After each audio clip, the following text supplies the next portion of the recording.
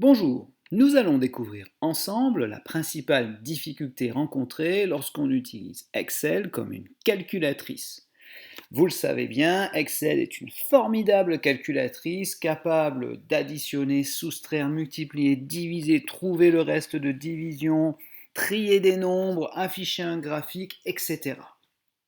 Toutefois, lorsqu'on utilise des nombres à virgule, cela peut s'avérer plus compliqué que souhaité. Alors, voyons comment faire une opération avec Excel.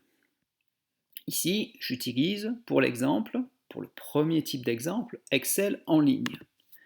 Donc, si je souhaite faire la somme de la cellule B5 avec la cellule C5 et que je souhaite l'afficher dans la cellule E5, il faut que je tape égal ou alors que je clique sur F de X.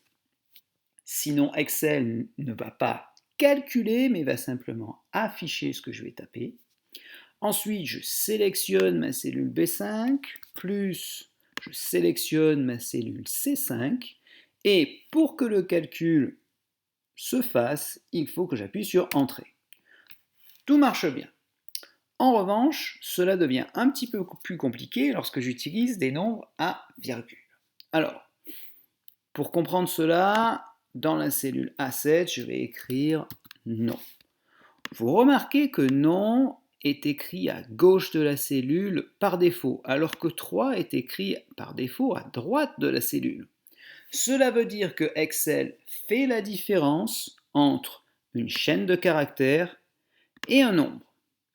Si maintenant je tape 3.1 et 4.1 et que je souhaite faire la somme de ces deux termes, je procède de la même façon que précédemment et cela fonctionne. Vous remarquez que les nombres ont été affichés à droite.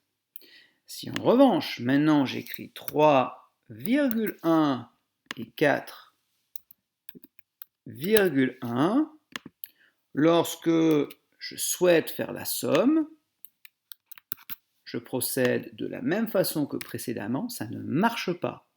Et vous remarquez que les nombres ont été écrits à gauche, c'est-à-dire que Excel en ligne les a considérés non pas comme des nombres, mais des chaînes de caractères. Et il n'accepte pas l'addition de chaînes de caractères. Alors voyons ce qui se passe avec l'application Excel maintenant. Si je tape 3,1 et ici 4,1 que j'écris dans la cellule E4 égale B4 plus C4, cela fonctionne. Belle différence entre les deux versions. Dans la version en ligne, cela ne marchait pas. Dans la version application Excel, lorsque vous cliquez dessus, vous remarquez que le 3,1 s'est affiché à droite et non pas à gauche, comme dans la version précédente. Et cela veut dire que Excel l'a reconnu comme étant un nombre.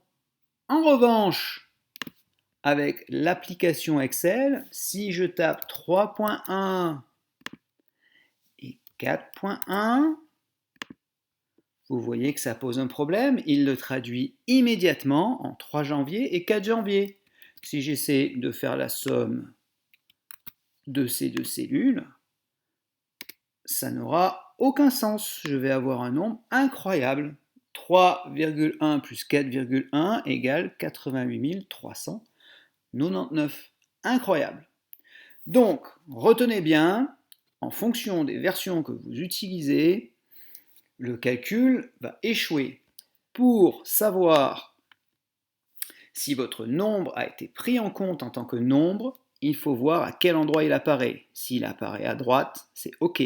S'il apparaît à gauche, c'est une chaîne de caractères. Vous ne pourrez pas faire des opérations avec ce nombre.